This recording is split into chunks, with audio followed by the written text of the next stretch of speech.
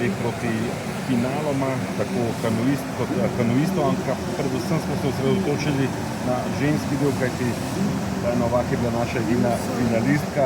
Najprej o vašem finalnem nastopu, kvalifikacijski je bil boljši, veliko boljši, ste veliko tvegali v iskanju tiste še hitrejše vožnje, boljše uvrstitve?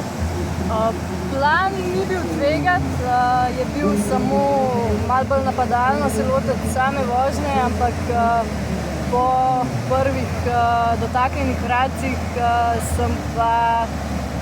je bilo pa treba iti na vse ali nič, če sem hotela ostati v borbi za dober rezultat. Danes se mi to sicer ni izšlo,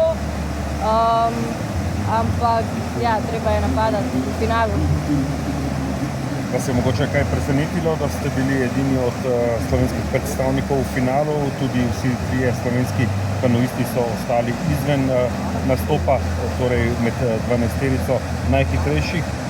Ja, to je bilo kar precej nepričakovano, zelo mi je bilo škoda sploh za kanuiste, glede na to, da so na tej progi res dominantni in po lanskoletnih rezultatih na Evropskem prvenstvu je bilo to res kar neprijetno presenečenje, ampak tak je naš šport, lahko te ena mala napaka zelo veliko košta, sploh v tem novem sistemu, ki je samo ena kvalifikacijska vožnja, prvih 12 gre naprej in ni popravnega izpita, se tudi to lahko zgodi.